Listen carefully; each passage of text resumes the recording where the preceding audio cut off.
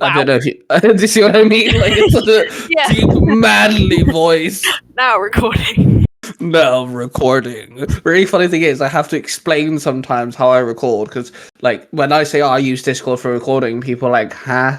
Like, people are like, it's free. Like, literally, this is a free way to record podcasts. And, like, I can also, even if you've never used Discord before, I can get you to join a voice call, because you can on Discord on server calls, and you can send links to people that have never touched Discord in their life, and they can just join the call, kind of like Skype or something.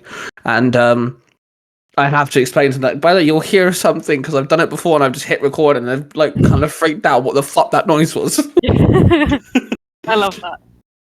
Right, well, I'm ready to go when you are. I'm ready when you are. I'm looking forward to this. Actually. Welcome to the Tiger Nexus Podcast, a place where you'll find interviews with content creators and geeks alike. Your host, Ty Tiger, has delved upon the Nexus and found interesting content creators and geeks of all fandoms. This podcast is connected to the Zero Hero Network. And now, we dive in with another episode! Hello, everybody, and welcome to the Tiger Nexus podcast. I'm, of course, your host, Ty Tiger, and today's guest, it's again one of my siblings. Different parent this time. Freddie's on my dad's side. Now we have Molly, who's my sister. There's a 7-year age gap. I'm 7 years older. I'm always the older one around. Yeah, so she's a musician, she's an artist, and she's a massive nerd. I've had a bit of an influence on some of the things she's into, so I can't wait to dive in and just geek out and stuff. And so, hello Molly, how are you? I'm good. I'm exhausted as normal. Well, you are a teenager going through college, so that is kind of like the norm. That is very true. Yeah, I have also been working very hard on a reference sheet today, so... Define reference sheet for people who may not know what that means. So basically just drawing one of my brand new characters, both clothed and, funnily enough, nude. He's drawing titties! Yes, that's exactly right. I actually didn't know what gender this character is. No, to show, like, scars, markings, you know, because she's, this particular character's beastkin, so she's part lioness. She's got, like, lion ears and a nose, and she's fluffy. So just sort of showing that kind of thing. And then a nice rendered painting of her, along with some details. So, Is that the character you put up on the family group chat? Was it yesterday? yes. Yeah, okay, yeah. I saw that. It was very cool. So since we're on the topic of artwork, let's dive into that first off. You know, what got you inspired to draw? You know, what type of things you draw, etc., etc. Let's do a history lesson. Okay, well, I'm better off when I'm asked questions from beginning to end, if that makes sense. So, like, ask me anything and I'll answer. Okay, so what got you inspired to draw? Oh, God. I mean, I was drawing from, like, early toddler on a bloody water map. Sure. So probably just anything I was watching, ranging from Wow Wow Wubsy to Peppa Pig. So that probably would have been the starting point, but it really kicked in when I was about 8 or 9. And I found the realm of speed paints and warrior cats and My Little Pony, and people who were part of that fandom, and I got to see people draw from beginning to end, and it just fascinated me, and I started off with simple mouse, keyboard, and free software. And it was very terrible, but I pursued. Yeah, I think you've definitely, you know, me being 7 when you were born, I was still a kid. And like, so I do have a lot of like memories of me wanting to create or draw or write or something, and you not exactly copy me, but like you did mirror me in some aspects. Like we went for a phase of watching Imagination, and I remember wanting to make my own, imagination monsters, and I remember you like coming up to me and going, I was like, oh my god, so am I. Like we both were like, oh my god, we're doing the same thing. So like I just remember like, our entire family's creative in that sort of sense. I'm gonna boast here for a minute. People don't like it, they can fuck off. Like we're all artistic. I said artistic. We're all musically inclined in some way or another. We all kind of dip our toes into multiple things. And we're all a bit autistic. I wasn't gonna say it, but yeah. Yeah, that's very true. We're all a bit autistic. But like, Mum is very. If I've listed everything Mum can do in the artistic or creative sense, and you reach double digits extremely fast. And then if you add on the stuff that she can do that isn't creative and artistic, you're going almost like in the 20s. But like, I think we kind of get it from Mum. I don't know if you agree with me there, but like, Mum's always said to me that she's inspired by me because I can have so many channels, I do all these things, and I keep up with it and everything. I'm like, yeah, but Mum, you've done the exact same thing. See, I can't reach that level. You're quite remarkable on that front, to be honest. Don't get me wrong, I understand that, like, you can focus on one thing at a time, but you can do a lot of different types of stuff. There's music, there's artwork. You may not write stories in any format, but you do come up with some badass like lore behind your characters. I still to this day have crystal wings. To this day, I call her CW. I named CW, but to this day, I have CW, and I'm putting her in the Sparks' team at some point in my story. I still have CW to this day. Oh god, I forgot about her. So, forget about my baby. So, a bit of lore here. So I've explained this before, but me and my uncle Leo, we created a storyline, and when I was growing up from preteen to teenager, we used to reenact some of these scenarios, and when Molly was a lot younger, she used to join in, and we made it more kid-friendly for Molly, because me and Leo would pretend to rip people's heads off and shit, so we wouldn't do that around the little child. But she'd also make several characters, and one of them was called Crystal Wings, and she literally had crystallized wings. And she could create crystals and stuff. And I'll call her CW for short, and I've always loved the character to death. It's one of my favourite characters Molly's ever made. And I have a plan on making her a mystery. She'll be joining Sparks' team at some point. And yeah, it's just CW's class. I love CW. I don't know what I need to redesign her like desperately. Because I've redesigned like a ton of my old characters. I mean, gosh, one of my first actual original characters was this will tie back a lot of memories, was Synerger. Oh god, Synerger. Oh Jesus. Which if any of you folks have watched Gem and the Holograms, yes, I did kind of nick the name Synergy and just changed the last letter to an A. Hey, if anyone's gonna shot on Gem and the Holograms, alright, they can have a 9-inch barge pole shoved somewhere. I agree. But yeah, I nicked the name from that. It was my first ever character, and if you've ever watched Astro Boy, I took the core thing from Astro Boy and twisted it and made it so like there was like tons of cores littered around the world, and each one came with like a unique ability. And Synerger, being like total robot or cyborg, complete, almost total robot, had all these slots she could put these cores into and use the abilities. I think I've since sort of remastered her into some crazed scientist. But I'm still working on that. See, you're saying that like you kind of took the ideas from this, that, and the other. My main team for my main storyline I can literally nitpick every single one and go, yeah, that's based off this, that's based off this, that's based off this. Like, Sparks himself is literally the combination of Naruto and Cole McGrath from Infamous. Yeah. That's legit. It's okay to be inspired by stuff. So Yeah, I think it's very vital for children as well who are like developing creative mindsets because I experienced something called synesthesia, which basically just means it's classed as a condition, but it's nothing negative.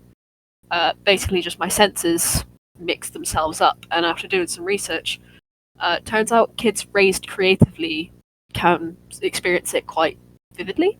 So, for example, I hear music, I see colors, I see scenery. I hear a word, I see a shape with a color or movement, and it's really unusual. But it aids in my creativity as well, with music and art alike. So when it comes to you drawing, what sort of things do you draw? Mainly just like characters that I have or characters I love. Like, there's a game that I play, which is not for the faint of heart, the sensitive, or the underage, called The Price of Flesh. It costs money, and it's very dark. But there's a character in it which I'm obsessed with. I like to draw him. And mainly just my characters, in all honesty. I've been on a drawing low, and I've just come back into it with new characters. One thing I have to point out as well, which you're actually very good at when you want to, you've kind of dabbled in perspective points of view in certain like you'll draw a scenery and you'll go from a different angle. You're very good at like point of view and perspectives. Like you drew, I want to say it was a bridge or a road, and the way that you drew it was so like holy crap, because you even said, imagine you're stood here. I was like, holy fuck, how did you manage to do that? Thank you. Yeah, no, it's weird because the way my brain works is I won't know how anything works until it's shown to me in a certain way, and as soon as that way is shown to me, it clicks. No, yeah, I get that. Yeah, so like with perspective, I think the way I learnt it was like one point everything gets smaller as it reaches that dot, that one point. With 2-point perspective, everything sort of leans toward a line.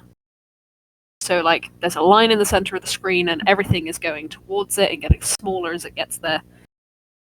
And everything on that line is normally the same size, and it's quite I don't know if that makes any sense, but it's as soon as it was explained to me and shown to me, I got it.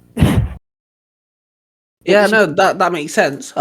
You've always had a very good even with your music, you just have this I would call it innate ability to, once you understand something in a creative sense, you're very good at either mastering it or kind of making it your own to a point where it's just as good as how you learned it, if that makes any form of sense.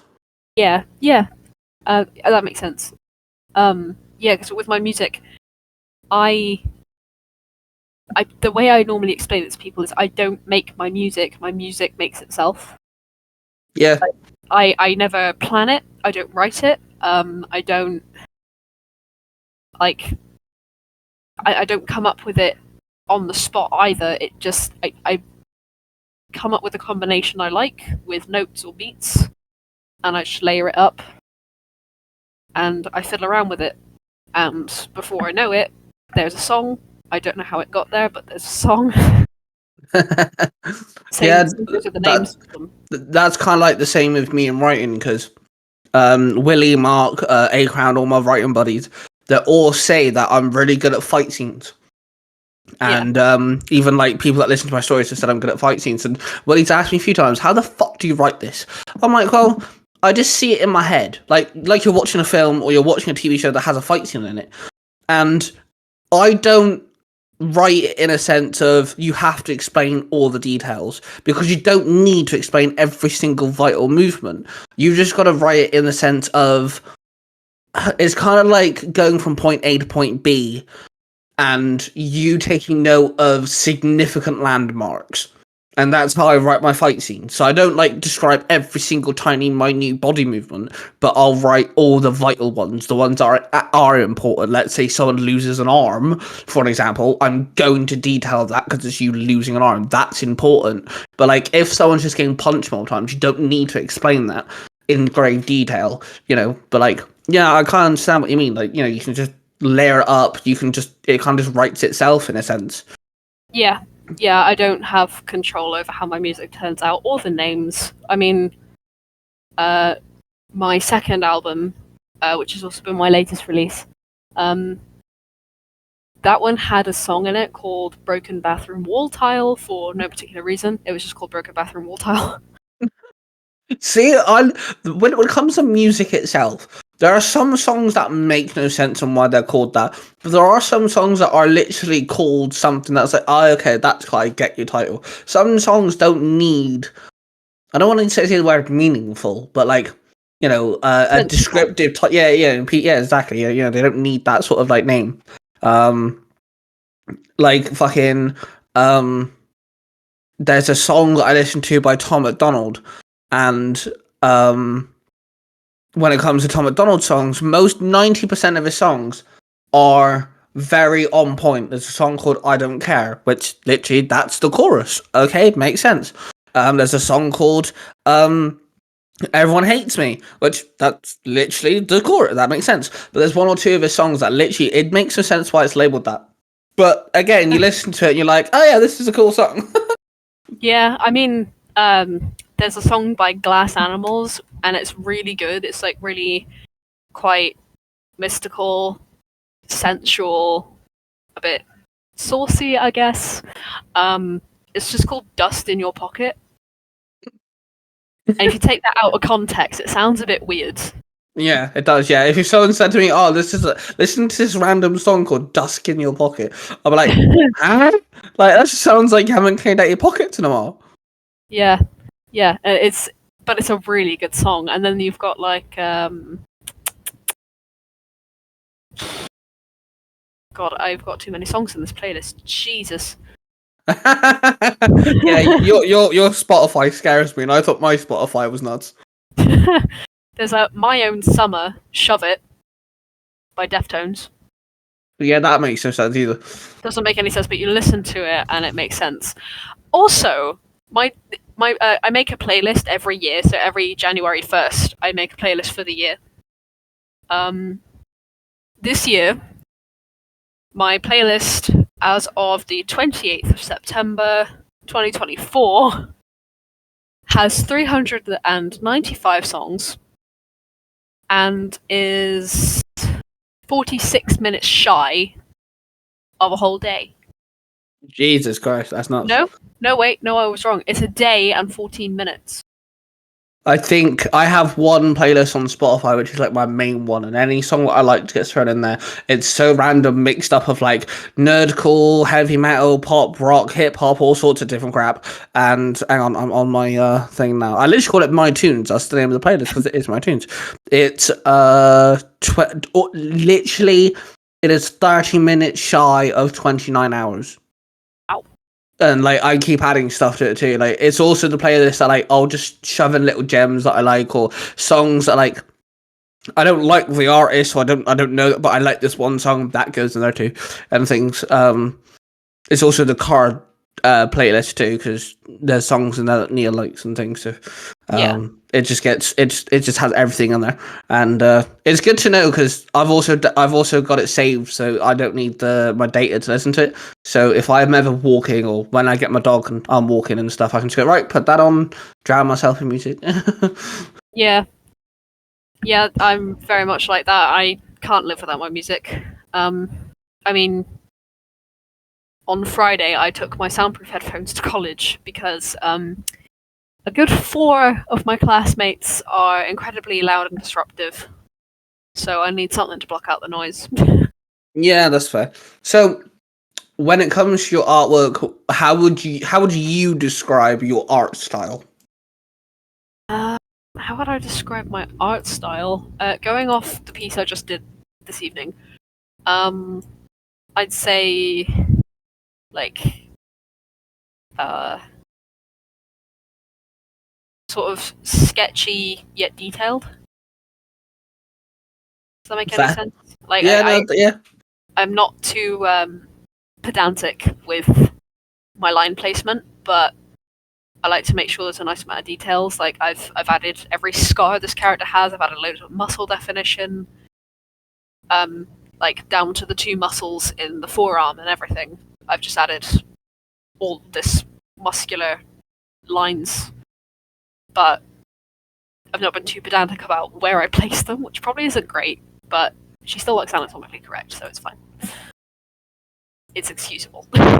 Yeah, you're like it's absolutely nuts. Your artwork, like it definitely does blow people away.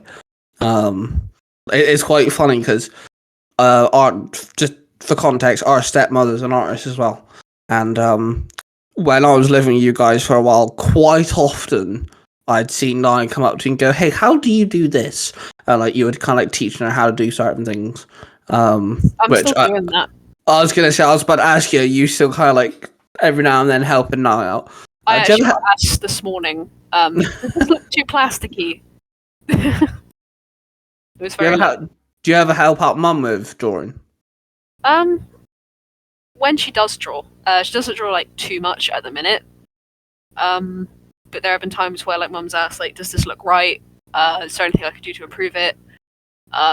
Whereas with Nomi, it's more, how do you make faces look more like real with more depth and stuff. So with Mum, it's more about angle, depth, and shading, I guess. And with Nomi, it's more about shading, anatomy, and color.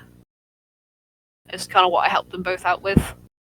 Yeah, because Nye's currently drawing star signs as like I don't want to use are they goddesses or are they just women in general? But she's currently like goddess women.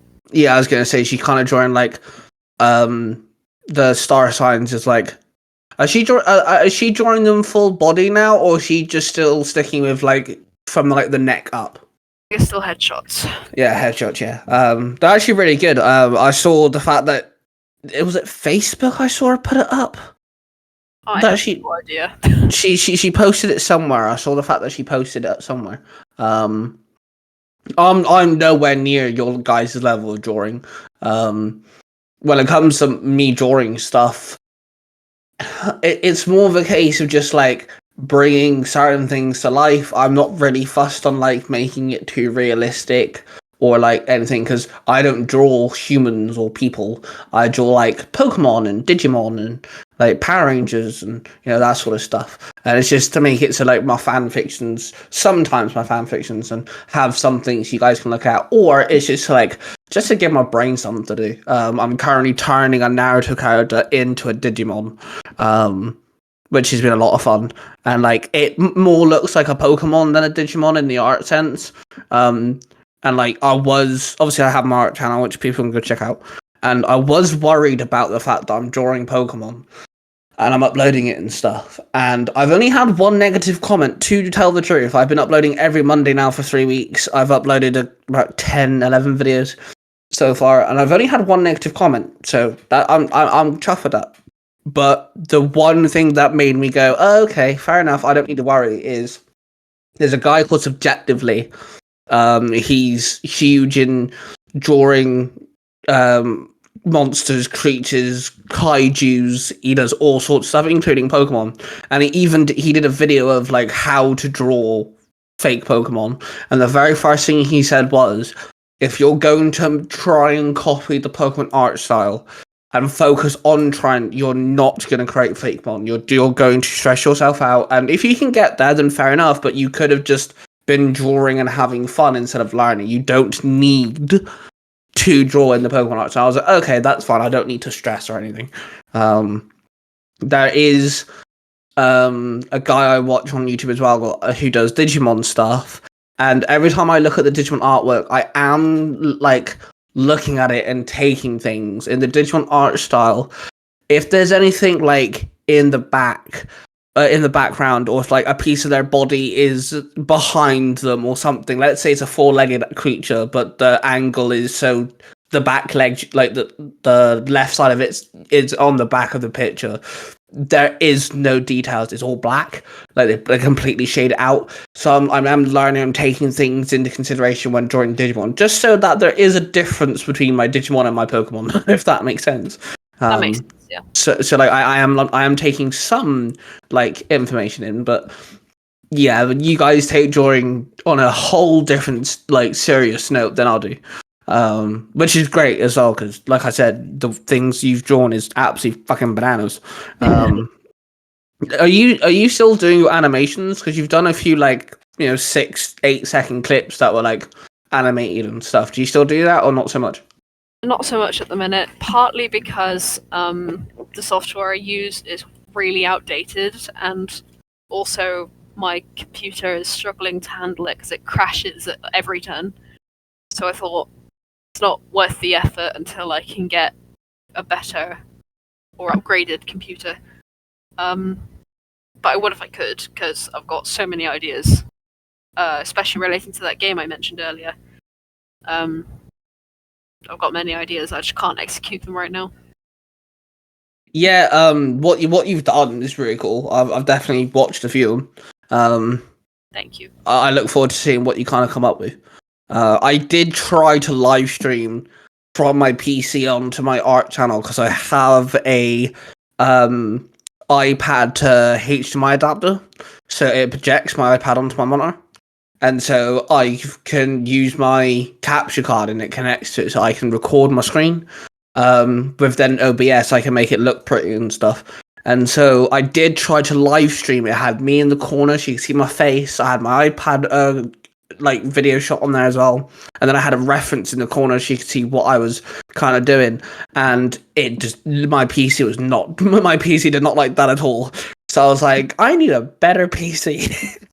Yeah, we're both on that boat, I think, at the minute, because last week was a shock for me, because I had my PC MOT'd by the lovely computer man, the local computer man. Well, not so local, he's the one in town. And he did it free of charge, because he just said, basically, you have a 3-year-old shell with 8-year-old hardware. So my PC's well outdated.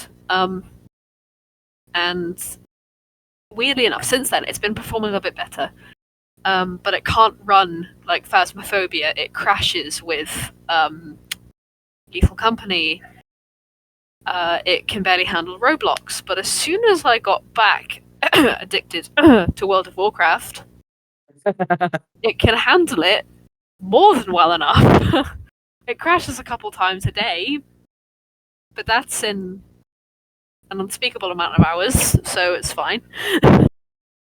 Yeah, with my PC, it does what I need it to do. It can record, it can edit, it renders videos perfectly fine. But like, I am limited to what I need it to do, not what I want to do. Which is okay for now. So I'm okay with that for now, but yeah, I would like a better PC that can... I just want to be able to stream gaming, artwork and stuff without a worry of my PC, because like my PC kind of gets stressed. Like I can live stream games fine, but with live streaming games, I only live stream the gameplay. Yeah, I talk and you can hear me, but you don't have my camera up or anything. It's literally just the graphics card only needs to live stream one particular video, which it's not uploading itself because it's just mirroring what's on my other monitor, so it's fine. So yeah, I'd like a better PC so I can live stream and get people involved in drawing and stuff, because I did it on TikTok. It was just a really hard way of doing it, but I had my phone on my tripod aimed at my monitor so people could see me drawing, and we made a orange Mighty Morphin Power Ranger, A couple of people kind of like stuck around. They helped me out with ideas and stuff. And it's like, it'd be so cool if I could do this in the way I want to. And like I'd live stream like once a week and just have people come in and like help me out, and they can like get involved, and they'd get shout out in the videos and it gets turned into a video and things. And like, I just like to have a little bit of a community going, but I need a better PC to do that. Feel that because I'm going to college at the minute for game design and development. Yeah. So it's like the college I go to is severely outdated. They were supposed to move into town, dotted through multiple buildings, you know, splitting the courses up, putting them into different buildings throughout the town, because the actual college building is isolated up a hill. Yep. On the edge of town. So they were supposed to move into town about 6 years ago. Jesus. And they've held off on updating the hardware for IT and business, and they've held off on upgrading any of the seats. They're really bad for posture. They've just held off on making anything better until they're in a different area, because it would just cost a lot of money to get it all set up, only to dismantle all of it, take it down to the town centre and reassemble it. It's just, you know, it's out of their budget. That's a lot of money. So the computers struggle to handle Windows 10 alone. It says over half of the hard drive is filled with just Windows 10 stuff. Fucking hell. It's ridiculous. And one of my classmates, which funnily enough is my stepmom's brother, really hates the fact that the computers cannot handle the very software we're supposed to be using to make our game as part of the final assignment of the year. Because we're supposed to be using Unity to make a 2D game demo before May is out next year, and the computers can't handle Unity. Jesus. What sort of game are you making? Do you know the game Amori? I know of it. Do you know this kind of style it is? Yeah. Something like that, or like, you know, it's akin to Undertale in the way that it's a top-down RPG pixel game. Ooh. But it's going to be based off of like mental health, and the basis of it's I don't think it's going to go anywhere, to be honest. It's just for college, but base is you play as yourself, like, you know, you talk in the pretense of yourself, but you're sat at the bedside of a young girl in a coma, and she's in this coma due to an accident in real life, but playing off the basis that people in a coma can hear the outside world. You're sat next to her bedside, she's in this nightmare coma world, and you're guiding her through it as you talk to her. And, like, you know, you control her, you know, with the actual keys, but you're still playing as yourself, and you're helping her through this world. And the ultimate goal is to find her comfort teddy, and that'll wake her up by the end of the game. I'd definitely play that on my Thai Tiger offline channel for sure. Yeah, thank you. So you're saying about game creating and stuff. Take away college and, you know, the game you said that's just for college. What's kind of like your go-to plan when it comes to making games? What sort of games you want to make? Do you know Night in the Woods? Yes. That is one of my biggest inspirations. I want to make a game akin to that with the same kind of cozy, autumny feeling. Something that feels very real, akin to real life. Like, the thing I loved most about Night in the Woods was the fact that you could just live the life of Mae Borowski. Like, you're just living her life. She gets home from college after 2 years, and she drops out on the second year, and she arrives home. No one's there to pick her up. She has to walk her way back through woods. She nearly gets crushed and killed, and the way she talks is just so 20-year-old. It just works so well. And despite the game being full of like all these anthropomorphic animals, they're so human in the way they act, the way they talk, the lives they live, and it's just, I know games are meant to help escape from reality, but it just feels so real and immersive. It's certainly a game I find lots of comfort in when I need it. And it's very inspiring to me.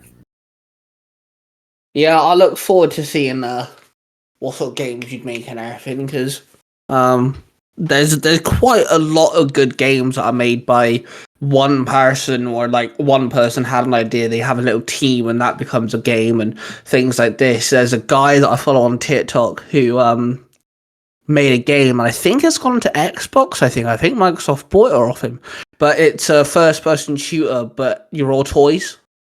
Oh.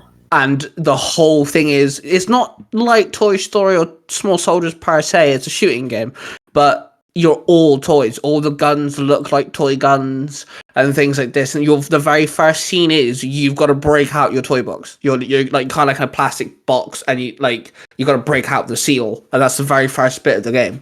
And he just wanted to make a Call of Duty that's kind of kid friendly, that's not blood or gory. You know, you can get like jetpacks, and like you can get like a grapple hook, but it's like a plunger like thing, so like it sticks to surfaces and you can pull yourself up and things.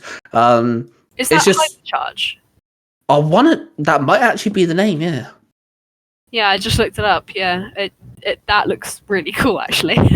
But I was following him when it started off as a small little, like, he literally was showing off demos that he made, and then within I think it was 1 year, he went from just him to 3 people to 6 to 8, and then with these 8 people he made the game. Yeah.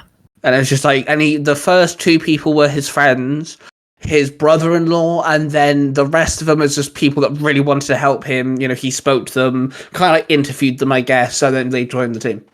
Yeah. So like, it's all people that were like fans of the idea and stuff, which I think is really cool. That is awesome. There's also another guy that I know making a game. He made these animations of dinosaurs wielding over-the-top sized weapons, like anime over-the-top weapons. Like you had like a T-Rex swinging a massive greatsword, smashing it into the ground and stuff. And it was just several dinosaurs, just like literally you'd see one clip of one dinosaur. There's no background or anything. One dinosaur swinging around a sword, it'll jump to the next dinosaur, he's swinging a mace or something. And within 5 days, this guy had like 6 million comments. Like, it was nuts. People going, can you make this a game? And so he made a video showing off the same clips, going, if you want, you know, this game, if you want it to be a game, like the video. If I get to like a certain amount of likes, I'll do it. He got the like goal within 3 hours. So that like, is awesome. And now it's going to be a game. He's literally showing off the fight styles. Each dinosaur's got a different fight style. It's going to be very, you know, you deal an attack, but that leaves you open because the dinosaurs, they're slow. So if you miss your attack, you're now open to get hit, sort of thing. He's adding like, you know, the rules and stuff to the game. It looks really good. I can't wait for it to come out. That's awesome.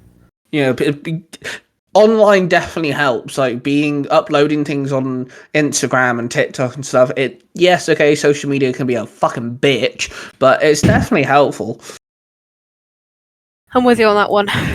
Yeah. Well, it's like the guy that I interviewed 2 days ago, which for everyone listening, it's the 2-parter that I just uploaded in the last 2 weeks. I met him through TikTok and we had the similar conversation. You know, internet's a bitch, but looking at my podcast episode, so this would be episode 33, I want to say. I'd say easily 21, maybe 22 episodes are through TikTok. As in, I've met the guests through TikTok and I've contacted them through TikTok. You know, so without TikTok, I wouldn't have guests on my podcast. Yeah, well, I mean, I've met some of my best friends through the internet. I mean, I've got one mate in Michigan, and we met through a Shadow of the Colossus fan server. And and he was one of many trying to help make a version of the game that contained the 8 colossi they removed during production. Yeah. Which unfortunately has gone down the shitter now, because some of the people in it were quite unfavourable. But, it was good while it lasted. But me and this person are still friends to this day. Another two of my mates were through Sea of Thieves. And we stayed in contact over 3 years? 4 years? Yeah, the Mark, Willie, and A-Crown I all met through being on the Zero to Hero podcast. I was a guest on that. And then they were like, hey, you're cool, come join our Discord server. I was like, yeah, sound. Joined the Discord server, then I ended up meeting Willie and Mark through that. Ended up becoming now I have a business studio with the power of them and write stories with the power of them. I've met Mark in person. I've met his family, and everything. That's awesome. And then through Mark recruiting people to the Discord, he roped in Jared. Now me and Jared are also really good friends. Jared often thanks me because I check on him almost every day. And he has a podcast which I was a guest on, and he's the reason why I'm literally sat here recording this video. So yeah. So the internet can be a wondrous thing. It's just any scenario, whether it's a workplace, a relationship, a family, whatever the scenario is, there are going to be dickheads. Yeah. So, you mentioned Shadow of the Colossus. If I ever made a game, it'd be very similar to Shadow of the Colossus.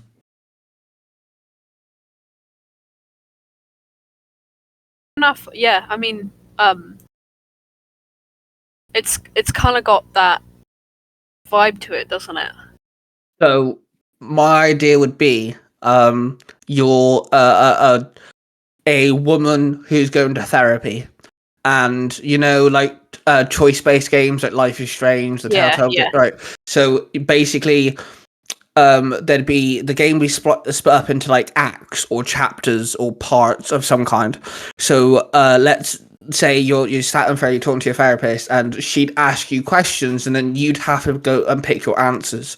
Depending on your answers, depending on how the next part of the game goes. So the next part of the game is after each therapy sessions, you do 10 minutes of silence. So kind of like meditation of some kind with your therapist. And during this, you go into her mind where she's like a badass warrior and she fights Colossus-like monsters. But the monster itself is built on your answers you gave the therapist. So if you answer in like all the negative, angry answers, the monster you fight will be aggressive, violent. They'll be really hard to fight. Their health bar will go down really like short, like period of time. You're just going to be like really strong and really like defensive. But if you answer truthfully, you answer in a more like realistic way, the boss fights aren't going to be as hard and things, or like in some cases, it might be a case of the way to beat the boss fight will be reflective on,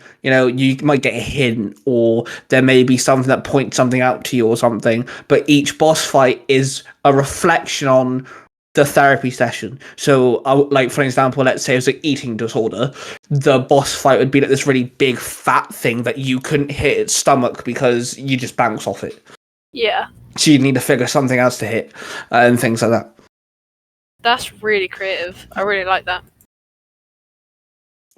It was just an idea I had. I was like, that'd be like a good way of tying like the Shadow Colossus type gameplay to like a Telltale like thing, but it's also like a good message on like tackling your own demons, but it made it a bit more like adventurous. I really like that. That's really creative. Honestly, that's really good. I mean, compared to some of the ideas that have come up in college, that's bloody brilliant.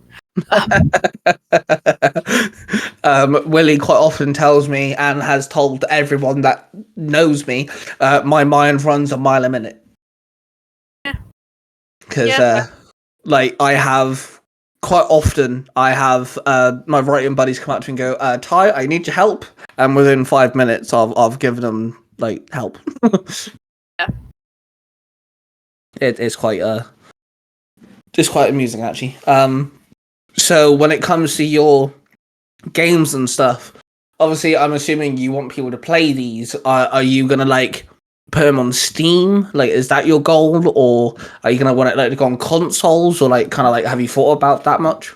Goal would be to be on everything. I'm all for inclusivity. I want everyone to have a chance at experiencing my mind, I guess. Plus, I know what it's like when there's a game you really, really, really want to play, but you just don't have the hardware for it, and it sucks. So I'd prefer what I make to be open to everything, because the engine I use actually has a new thing, a new input system. So basically,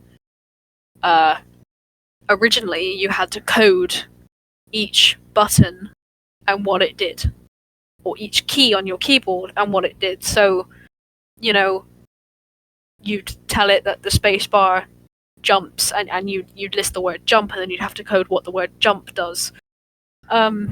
Whereas now, the new input system, you just go into the settings and you can just say spacebar does jump, as well as like X or A or whatever you're using has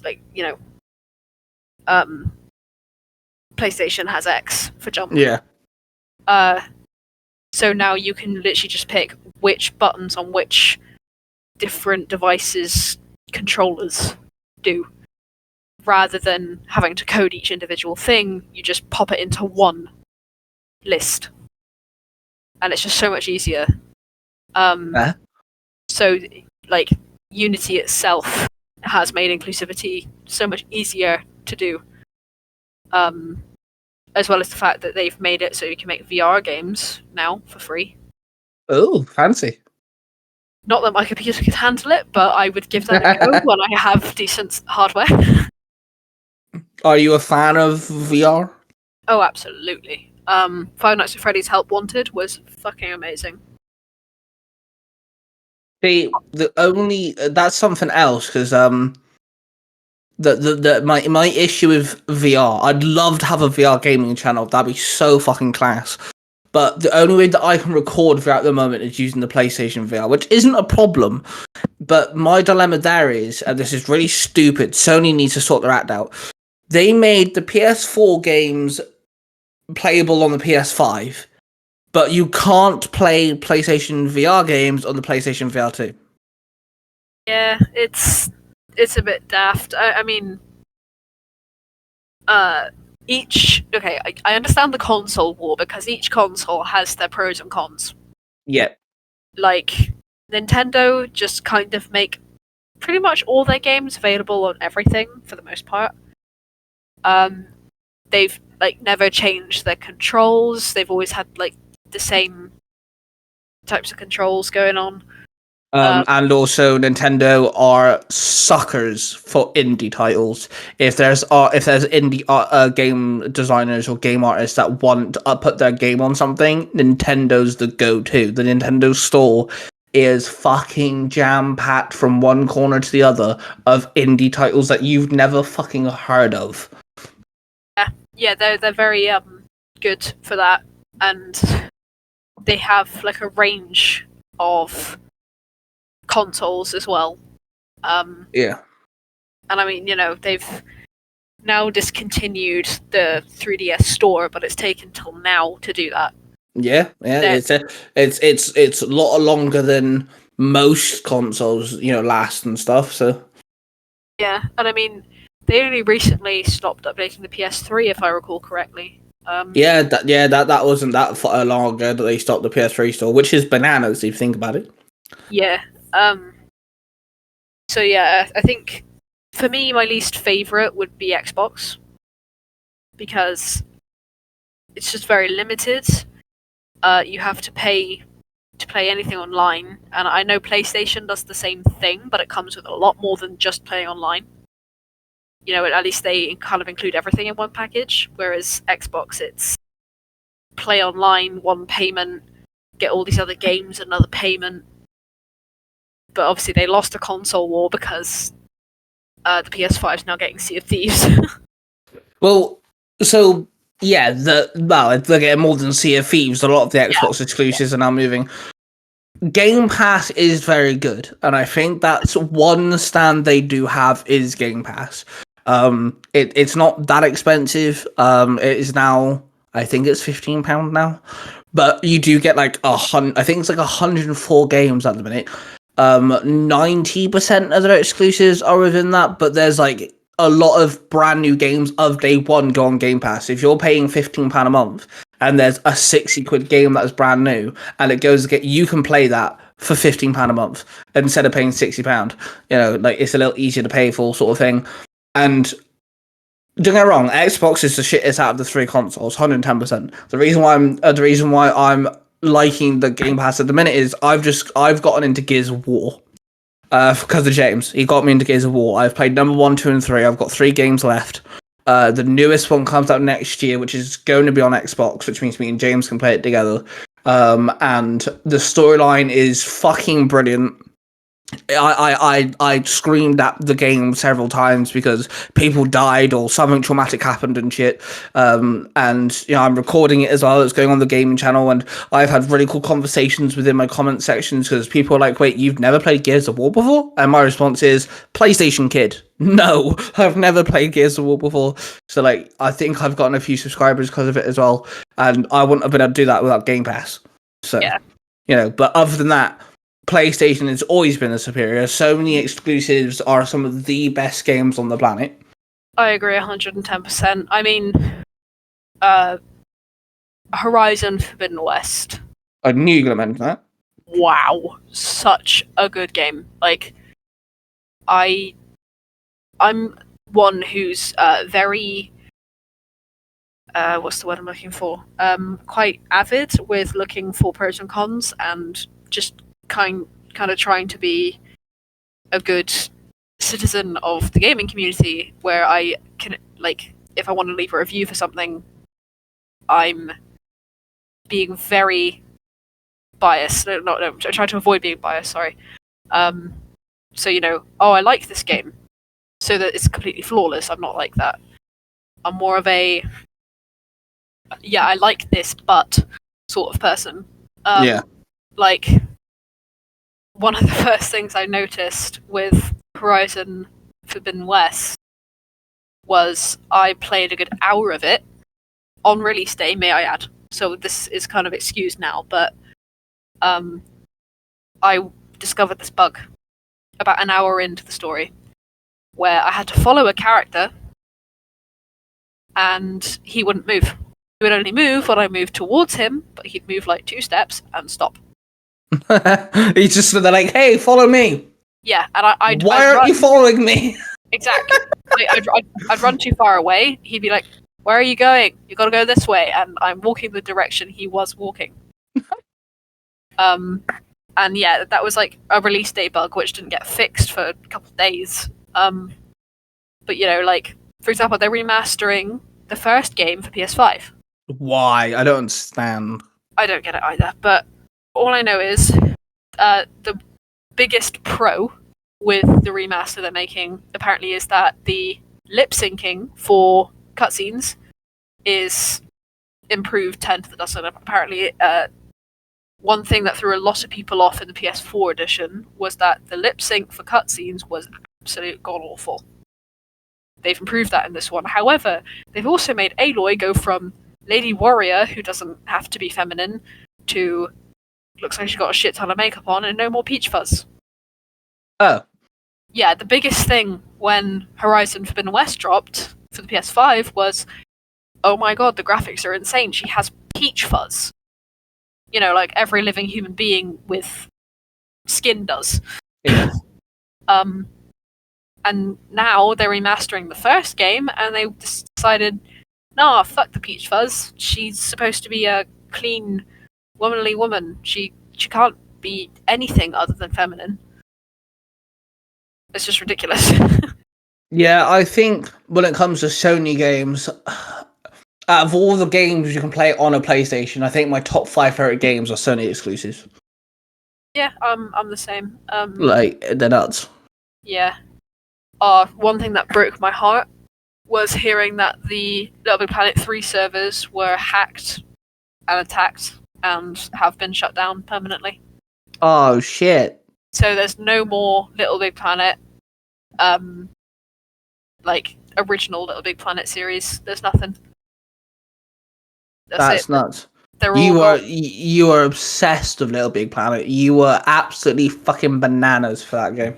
Thing is, I realised a little while ago, because I got out the old PS3 and I scoured through the store all the way back to the first thing Dad ever downloaded on it. And I must have helped him play the beta for Little Big Planet 1 before it ever released. Because the beta was there, and it had been played. And it came out when I was 3, so it's kind of been a thing in my life for the majority. So to know that it's pretty much gone now, and all of the levels from 1 to 3 are inaccessible now, is just heartbreaking. Yeah, see, there was a state of play the other day, and me, James, and Auntie all joined a Discord chat, and we were all watching at the same time and stuff. It was actually a lot of fun. But the entire time we're watching this state of play, they announced Ghost of Tsushima 2, which isn't Ghost of Tsushima 2, it's Ghost of something else. Which is, okay, I'm not really into Ghost of Tsushima just yet, but alright, fair enough. They're remastering Legacy of Kain, or Legacy of whatever his name is. It's an old PS2 to PS3 game. I'm like, alright, okay. But they're bringing out all these games and everything. They're showing off all these cool things. Like, to be fair, there was Dynasty Warriors or Origins, which comes out next year. Monster Hunter, the next one comes out next year. That's very cool. But they're not remastering games that they should be remastering. They're remastering Horizon Zero Dawn, which, by the way, isn't even 15 years old yet. Like, it's like it was only came out on the console before the one we're on. It's like stupid. But there's like Jak and Daxter.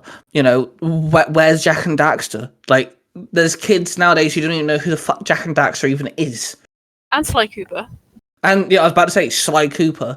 You know, the original Uncharted series. Bring that up to date with the latest game. Make it so they all look the same. You know, there's fucking what's it called?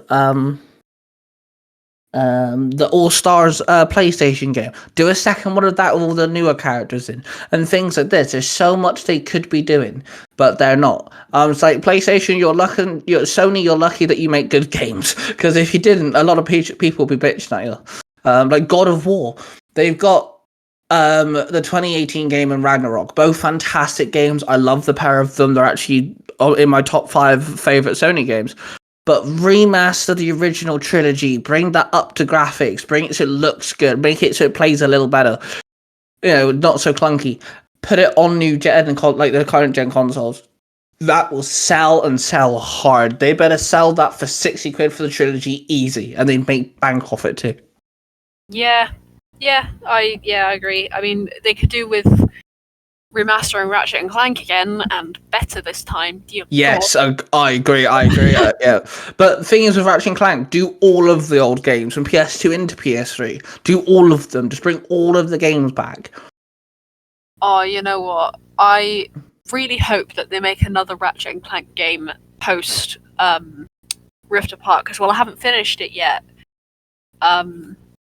I know that they do touch upon Ratchet's dad, Caden, and the other Lombaxes, and, you know, we meet Rivet, and we know she's, well, we kind of know she's another alternate universe version of Ratchet. We kind of learned that pretty early on. But yeah, it would be good to have another game where we see other Lombaxes, because they brought out what's her face, Angela, in the second game. Where the fuck did she go? Yeah, She left the second game, and that was it. We never saw her again. She's just non-existent. And apparently, they bring out Rift Apart, and the differences, like the dimorphism they made for males and females, just went out the window because when they brought out the second game, they showed that for Ratchet species, the males have lion-like tails and big ears. The females have hair, tiny ears, and no tails. But they bring out Rift Apart. The only thing they're really stuck with is that females have hair. And apparently raccoon tails now. Yeah, I actually brought Rift Apart a couple months ago. It's on. I've got a list for Tiger Gaming Channel. Not self-plugging myself at all there. And yeah, the Rift Apart is definitely on the list. I'm gonna try and get the PS3 games as well because I can recall PS3 games. So I might do. If you ever want to borrow my discs, you can. Oh, that'd be very helpful actually. Yeah, cool. So careful because I have. Hey, you're talking to me here. I'm the one person that gets really pissed off if people mistreat discs, even if it's not my discs. I've got Tools of Destruction, Quest for Booty, Crack in Time, Nexus on disc.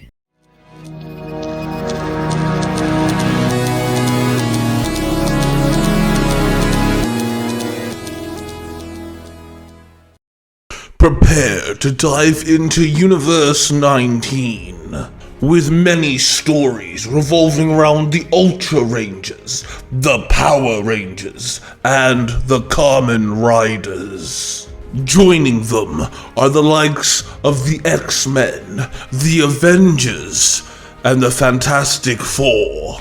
But that is not all. You can also find stories revolving around Mega Man, Ben Tennyson, and Danny Phantom. What do you think you're doing? Doing the promo for Universe 19. Okay, and you're missing all the important bits. Which are... Oh, I don't know. How about where people can find these stories? Yeah, dude. Universe 19. I already mentioned that, actually. Platforms. I'm talking about what platforms. Oh, I see. Well, I can do that. If you want to hear the tales of Universe 19, check out Power Rangers Universe 19, the podcast, for the Power Rangers, Kamen Riders, and Beetle Trooper stories. On the Marvel Universe 19 YouTube channel, you can find the Marvel stories, and the rest are spread across the following YouTube channels: Tiger Tales, Tiger Tales The Lost Stories, and Tiger Tales Game Over. Check out the ever-growing Universe 19 and all its stories.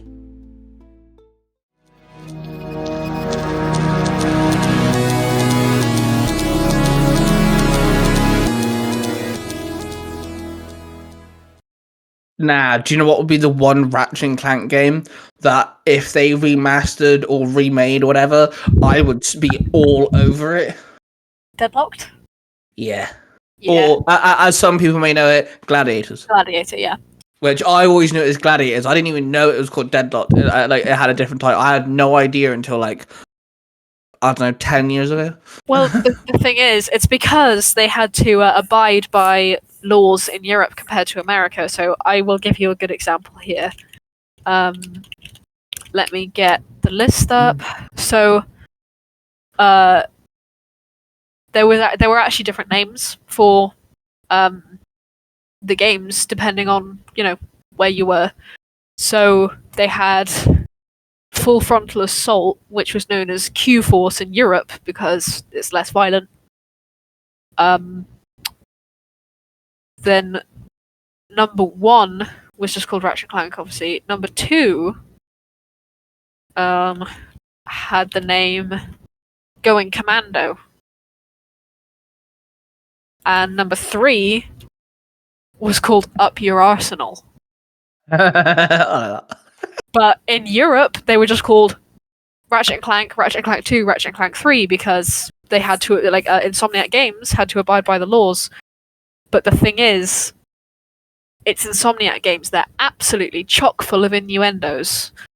I mean, there's a weapon that stays consistent through every Ratchet & Clank game. There's different versions for each game called the Rhino. Spelled RYNO, and I remember the interaction with the guy you meet in the first game who sells it to you when you get the plan. And I think Ratchet asks, "What does Rhino stand for?" And the guy says, "Rip you a new one." Ratchet goes, "What did you just say to me?" And the guy says, "No, Rhino, rip you a new one."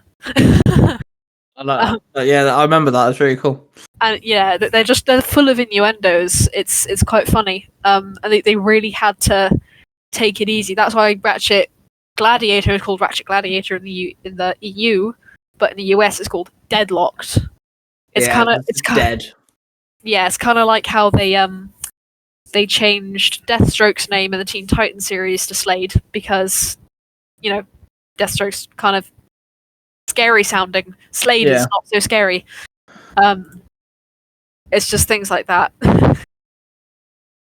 So there is one particular thing I want to geek out with you about because you're the only person I know who's watched it, and I don't know anyone else who's watched this particular thing, which means I can't and I really want to geek out about it with someone on the podcast, especially.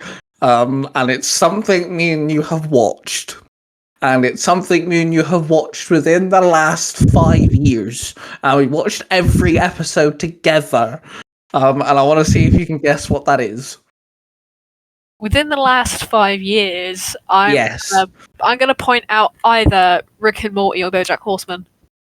Okay, so we can talk about Rick and Morty if you want, because Rick and Morty's great. But yeah, Bojack Horseman, I really want to geek out with you about for the minute. Please, because I've been watching video essays on it lately. So, for those who don't know, Bojack Horseman is an animated TV show on Netflix. It's aimed at adults, but it's nothing like Family Guy, American Dad, or Paradise PD. It's not. There is jokes and innuendos and things in it, but it's one of the most serious, detrimental, traumatic TV shows I think me and Molly have watched. We spend a lot of nights because I had to live with my parents again for a couple of years. Well, almost 2 years. And I think we binge watched the first season within a couple of days. It was traumatizing. Yeah. I mean, there's not very many things out there that really touch upon mental health like BoJack Horseman does, because it really delves into things like self-destructive behavior and like unintentionally hurting people and you don't know why, like being a narcissist and and also delves into the reasons why people might be the way they are. Like in the show, if you were to watch it without the context of BoJack's history, you'd think, gosh, he's a womanizing asshole, he's a drunk, he's a druggie. Which the first few episodes definitely do paint him like that, don't they? They make him out to... So before we dive in, just to clarify, if you look at a picture of BoJack Horseman, you're going to be very confused because the world of BoJack is humans exist with humanoid animals. BoJack is a horse, hence his name, BoJack Horseman. There's dogs, cats, there's literally any animal you can think of at least represented. So like BoJack's a horse. He hangs out with a dog, a cat, and a human girl.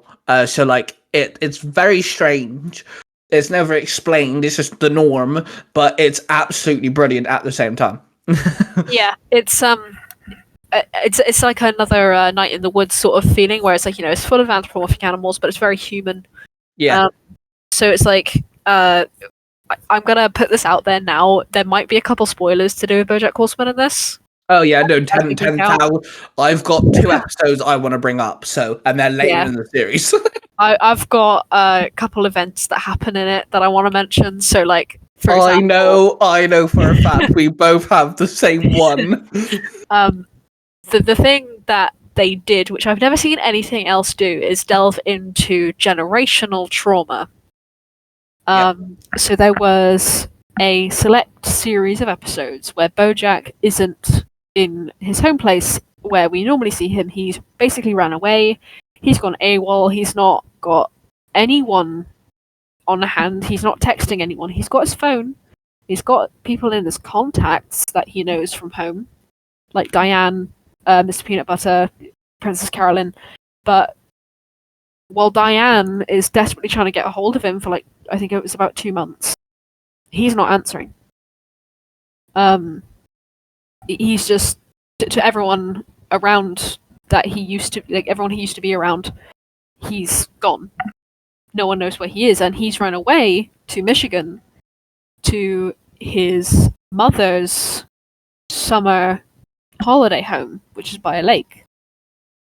And during this couple of episodes, he's just kind of rebuilding the home because it's derelict and it's destroyed. Yeah, just it's aged away. You know, there's water damage. You know, you can just tell that no one's cared for it, looked after it. Yeah, You leave a plank of wood outside for 20 odd years and then look at it. That's what the house has happened. Like, it's no one's cared about it whatsoever. yeah. And during the course of it, we're getting flashbacks from his mother's childhood. Which I found fantastic because by this point we had met his mum. We've seen his mum a couple times by this point, and the only way to describe his mum's character is she's a fucking cunt. She's a nasty woman. She's not nice at all. She's just negative.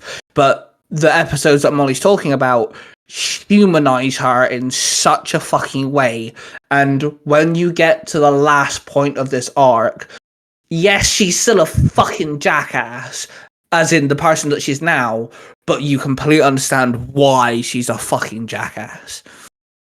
It shows a time, I would think it was during World War II, kind of the tail end, because during the series, like, it's the very end of the war, and they also celebrate the end of the war.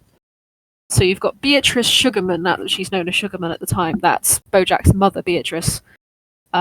During these flashbacks, she is a child, and we're talking 5 or 6 years old, and we're experiencing her childhood in this Michigan holiday lake house.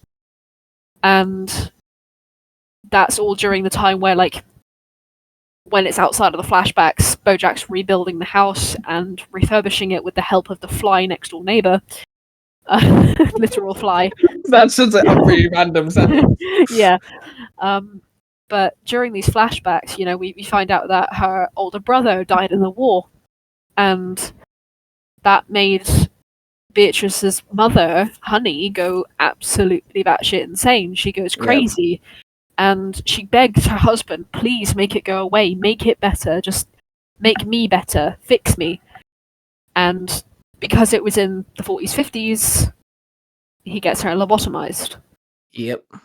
And for people who aren't aware of exactly what a lobotomy is, because obviously it's a banned practice now because it's dreadful, but there's a section of your brain, prefrontal cortex, front part of your brain, controls your personality, it controls your impulse control, like your knowledge to do right or wrong. Well, a lobotomy was used on mentally ill individuals, quote-unquote naughty children, and it was to basically sever that part of your brain from the rest. So it would, in theory, it would calm you down, make you more malleable, more monotone and calm, though it kind of ends up with a lot of victims of lobotomies being quite enraged and angry, but it also destroyed them, made them a shell of themselves. There was no personality there. And that's what they did to Honey Sugarman in Bojack Horseman, where as soon as she got lobotomized, she doesn't recognize her own daughter Beatrice, and Beatrice grew up around a mother who most of the time couldn't really remember her, didn't really have the ability to be a mother anymore, because she was just existing, just about. And it's just really sad to see, and you see that generational trauma as Beatrice grows bitter. I mean, she got scarlet fever at one point, and her father heartlessly burns her favorite doll in the fire to get rid of the infection. Yeah.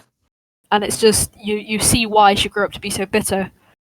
And Bojack's existence was an accident. I mean, Beatrice was going to marry some other guy, and she had previously met Bojack's father just before she got married, well, almost got married to this other goat guy. And, you know, they had sex, they had a baby, which was Bojack. And I'm forgetting his name now, Butterscotch, his father. He agreed, you know, I'll join the family business. And Beatrice became Beatrice Horseman. And it just ends up so bad. And I mean, Bojack was drinking alcohol at the age of 6. Yep. And smoking because he got caught trying a cigarette of his mother's because, you know, he watched her do it. He watched his father do it. So he thought, you know, this is what my parents do. Maybe I should do it too. He tries it, gets caught, and his mother forces him to smoke the whole pack at the age of 6. Yeah, it sounds fucked up, and it is really fucked up. But when you watch the beginning of BoJack, you see him. So the premise, the idea is BoJack is an actor, or was so called an actor. He's known for a 90s TV kind of like sitcom, Horsing Around, what it called? Is that what the sitcom was called? Yeah. So BoJack's became famous through that, and on the sitcom he had kid actors who also grew up and they kind of had their own lives and things. We'll get into one of them in a minute because that's my story to tell. That's like one of the saddest points of the series. And so when BoJack's now an adult, you know, there's nothing for him. He tries to continue being an actor, and there is certain points of the show where like he has acting again and he has like TV shows again and things like that. That's a big Filbert. Yeah. So like there's definitely points where like he does act again. But because life is so shit for him, and like he lives in a really big house, he's got like a really nice, you know, home and everything, but he just spends his time partying, drinking, you know. You would say he's having a laugh and having fun, but he's not. He's silencing that point in his brain where memories and all that stuff just traumatize him. And it doesn't just affect him, obviously. You know, alcoholics, when people drink too much, it doesn't just affect them. It affects their loved ones, their colleagues, their families, their relationships. So the people that do love him for him, you know, his friends and his loved ones and stuff, it affects them too. You know, he ruins relationships because of it. And, you know, he does fuck up and there are things that go wrong. And, you know, there are people who fuck up and he's not there for them and things like this. And that's the main premise for the start of the show. And for like the first season, nothing majorly traumatic comes to light, nothing huge. You can kind of understand a few things, but it's not until they dive more into it later on. There's certain characters that come back into his life, like his mum, and then, you know, certain characters you're like, oh, they're annoying, or, you know, that they're nasty, or they're just too over the top, but then they do show you why they're like that. And I think most of the main point characters do get some backstory and you understand why they are the way they are and things like that. I don't know if you disagree with that, but I agree completely. And like, so the character I mentioned, she's a kid actress. She was on Horsing Around. And her character name was Sabrina, I want to say her character name was. And so her name's Sarah Lynn. She's born Sarah Himmelfarb. Something like that. You know what face I'm making behind the camera over this. Yeah, so Sarah Lynn, obviously is a kid star. She's a child, but she's also really popular, you know, and things don't go bad for her straight away, but money and fame do become an issue. She starts kind of going downhill. You know, again, she starts drinking, she starts doing drugs and stuff like this. And then she kind of pops up throughout couple of the episodes she's here in and out every now and then. But it's not until season 3? I think so, yeah. So, again, Bojack's trying to escape his world, and he hangs out with Sarah Lynn. And whilst he's hanging out with Sarah Lynn, you actually learn a lot, actually. You actually learn a lot of their, their history as being on the sitcom and how Sarah Lynn became the way she is. She's very out of control now. She doesn't care about what she's doing and what she's up to, and she's hanging out with Bojack, and I can't remember how they get the heroin, but they end up doing heroin together, don't they? And there was a party, and there was a heroin strand named after Bojack. That's it, thank you. I knew it was something to do with Bojack. So I remember this as well, because the whole episode plays out with Sarah Lynn and Bojack, and heroin's involved. They're doing drugs and stuff, and it's literally the last 3 minutes of this episode, and I actually still remember the episode's name. It's called "That's Too Much, Man," with an exclamation point. Only because because this is such a big episode to me and Molly. So within the last 3 minutes, Bojack wakes up, he's, coming off his high, and he's like, oh shit, what the fuck happened? How are we here, sort of thing. And then he kind of I think he has a swig of his drink or something. He turns to Sarah and he's like, hey, Sarah, come on, get up, we gotta go. Sarah, come on, get up, we gotta go, sort of thing. And she's not moving. There's no music either. And as soon as he clicks on what's happened, the audience has now clicked on what's happened, and the episode fucking ends there. Yeah. It ends with Sarah Lynn being dead. And when me and Molly first watched that, we were sat in her living room. She's on one chair, I'm on the other, and I just remember both us clocking each other. We're looking at each other. Our mouths are draping across into the back garden. We're like, what the fuck just happened? What the fuck? And it's not until so that's season 3. It's not until season 6 where the main issue surrounding her death and everything is a huge point with Bojack. You actually learn way more about Bojack and Sarah Lynn, and you actually see scenes from that night you don't see, and it really traumatizes him in season 6. That's a huge point he has to get over, because he blames himself and everything. And that's just, it was so fucked, and it's so good. And I think that was the episode where Sarah Lynn dies, that I'm sat there thinking, why isn't this more popular? Yeah. I mean, the name of the episode, That's Too Much, Man, was Sarah Lynn's character's quote on the show. Yeah. And she continued using it. And there was all these little things that you learn about their relationship throughout the series before and after her death.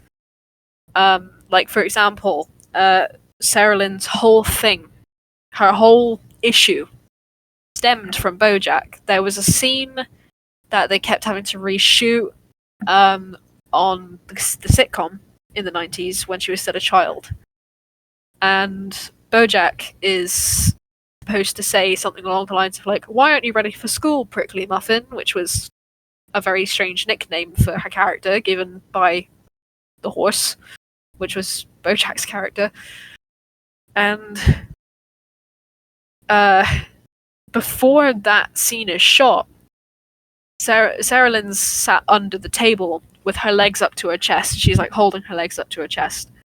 Because in the scene in the show, she's hiding under the table, I think, to not go to school. And Bojack is leant under, holding up the tablecloth to reveal that she's underneath the table. And just before the scene is rolling, he's talking to her saying, you treat that crowd out there like they're everything. Because what you have is nothing. You work for them, you don't stop dancing, you keep on going for them. They're what's going to make you big, they are what is going to drive you. And he's just ramming all of this really extensive, very false information into her brain at such a young age, and she sticks to it for her whole short life. She's only in her early 30s when she died, and there's just this whole thing. The second to last episode, she's involved, and she reminds him in a dream that he has as he's nearing death that, you know, you told me once when I was a little girl, don't stop dancing. So I never stopped dancing. I danced myself to death, basically. And you just kind of see how their relationship went from kind of parasocial, abusive when she was a kid. There's these hints in the shows. It was never confirmed, but there were hints that her stepfather, who was a bear, thinking about it now, it's actually kind of ironic, he was supposedly abusing her. Yeah, they never 100% like made it confirmed. Oh yeah, this is a jackass who's abusing her. But the way they play out the scenes, it's very creepy, very like, you know how like some people you can look at them and go, yeah, you're up to something. It's kind of like they played it off like that, didn't they? Kind of gave off that sort of vibe. Yeah. So most of the time, Sarah Lynn would kind of be, you know, made up and ready for the show in Bojack's dressing room because, in her words, my stepdad's being weird. So she didn't really go into her own dressing room. Yep. And it was during those times where Bojack would sort of drill these show business based things into her head, which she kept for her whole life. And then when she becomes relevant in his life again, they get sexual, and it's a very unusual relationship because what was once very father-daughter suddenly became tainted sexually, and it was verging on creepy, even though they were both consenting adults. There was a massive age gap, and they were once more of a father-daughter type of dynamic. So it touches upon some very fucked up stuff. And like, you know, they get to this point of being rather sexual, and then they both go through some pretty rough stuff, and then the episode that Ty was talking about happens. And they went on a month-long bender with the Bojack heroine, and I think they were at the planetarium. Yeah, they're in a planetarium, yeah, because when they're cut off their faces and stuff, they talk about the stars and stuff, don't they? Yeah, that was the last moments where I think Sarah Lynn's last words were, I want to be an architect. Because throughout the entire show, even while she was getting into the acting business, there was a whole bit where she said as a kid to her mother, I want to be an architect. And her mother brushed it off as in, that's not going to get you anywhere. This is the job you need. This will get you money for the rest of your life. And yeah, that her last words were, I want to be an architect. And then she leans against Bojack's shoulder as if to fall asleep. And he starts this whole thing of like, well, look at the stars on the planetarium ceiling. You know, we're just some of those stars. In reality, while our lives may seem big, we're nothing but very temporary specks in a massive universe of everything, so we're kind of nothing. So it doesn't matter what we do now, because we're just specks. And he says, like, isn't that right, Sarah Lynn? Sarah Lynn?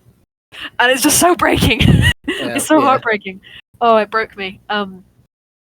And yeah, it was dreadful because they went through this whole massive thing from like this weird father-daughter dynamic that morphed into something more adult, more sexual, more intimate, to sort of enabling each other's addictions and issues, to the point Sarah Lynn died of an overdose. It's just so... It's such a dramatic string of events, but it's something that does happen in industries like the Hollywood industry, or in Bojack Horseman terms, the Hollywoo industry.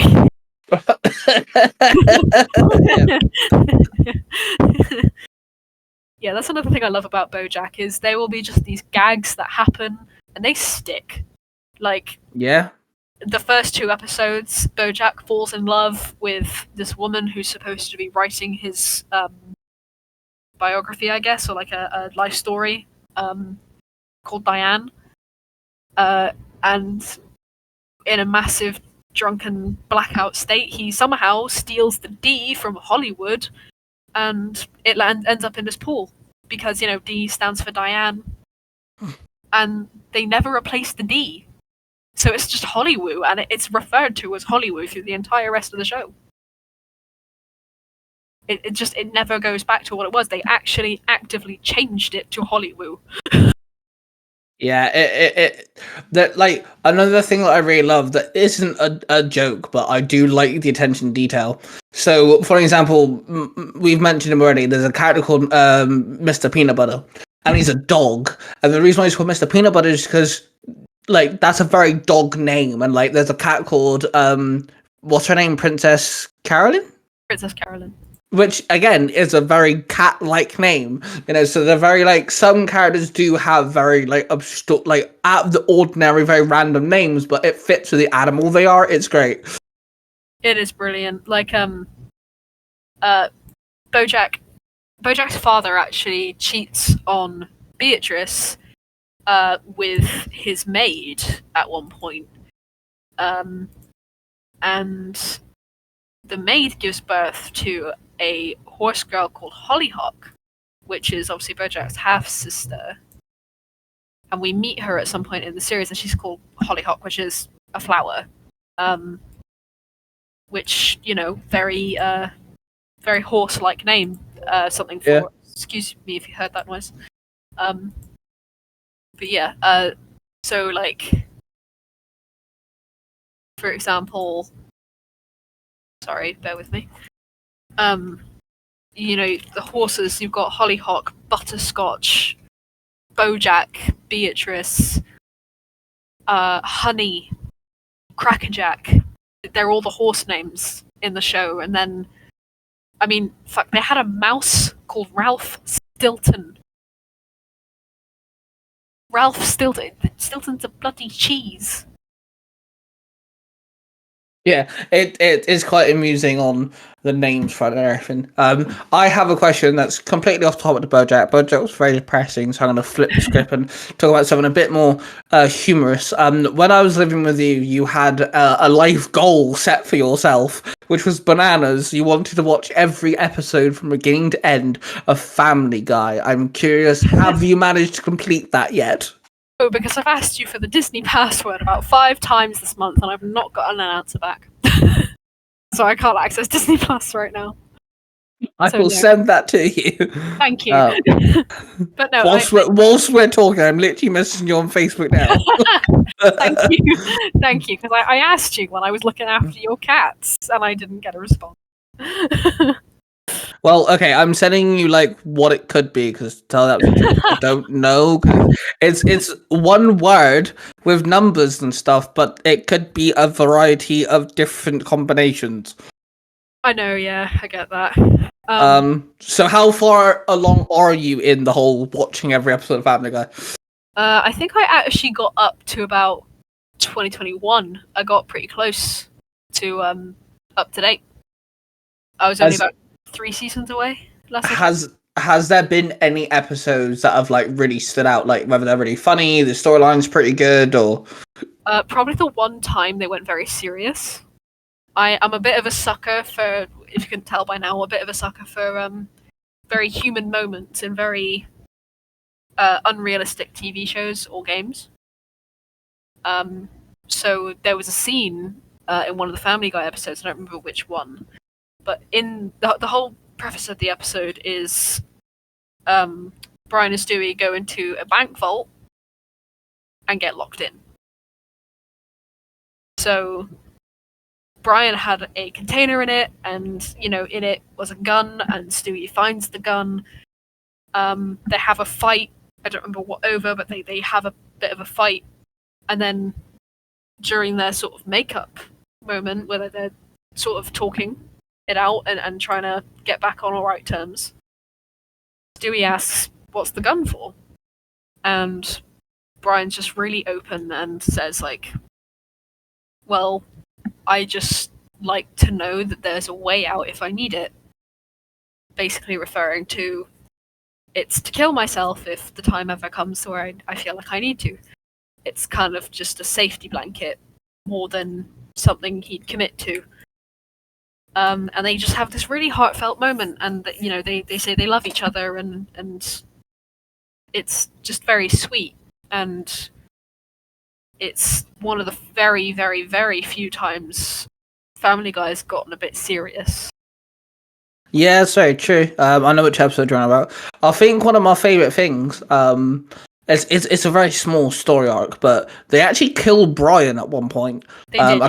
And they replaced him with a very different type of dog. I don't mean the breed. I mean he's a very different type of character, and he sticks around for a good handful of episodes. He's actually there. He actually interacts with everybody and stuff, and then the arc ends with basically Stewie going, "Yeah, fuck this, I'm getting Brian back."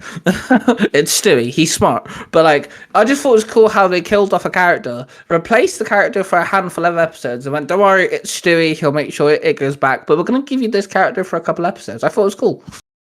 One thing I do enjoy thinking about, though, is every episode based around Brian and Stewie. It's just Seth MacFarlane talking to himself for a whole episode. Yeah, that is very true. I do like that a lot. Has there been any jokes within Family Guy that have just completely made you you lose yourself laughing? I wouldn't say there's any in particular, but the cutaways are some of my favorite scenes. Some of the recurring gags, probably, Cleveland's house falling apart and him falling out from the top floor in the bathtub. Yeah. No. I love that, and probably the "shut up, Meg" every time. The constant hatred of an actual decent character is. It's the recurring gags, I think, for me. The recurring gags. They're very funny. So one fucked up character in Family Guy is Herbert the Pervert. Oh god. And I don't like his character. I think it's stupid. But there is one scene of his that it shouldn't make me laugh, but it does. Where the house is on fire.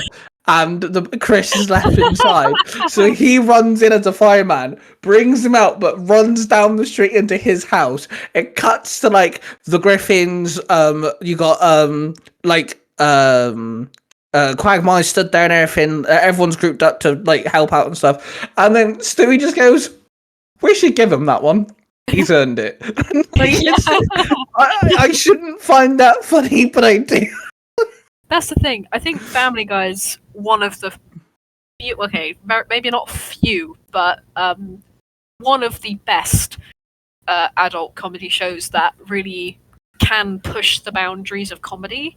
Yeah. And do a good job of it and not get in trouble with it, because they make so many jokes about molestation. There was actually there's one thing I found quite interesting, actually. They've covered Peter getting molested quite a lot. Yeah. And they always bring up the fact that Lois believes men can't get abused that way. Yep. They can't be sexually harassed. They can't be abused in that way, in any way, shape, or form. Which makes me think, actually, how would she react if Herbert did really take advantage of Chris, if she believes that, male individuals can't be hurt in that way? It's quite interesting to think about, because Peter is obviously very mentally challenged, and he's kind of got the mind of a kid, really. He's just a bit childlike, really. And there was a point where he needed to get a full physical exam, including a prostate exam, because he was, at that age, 50s normally for men, where they need a prostate exam, and we all know how that goes. But he thought he was being abused in that moment, and when he confided in his wife, who should be understanding, she said that's how a prostate exam works, and completely invalidated his feelings.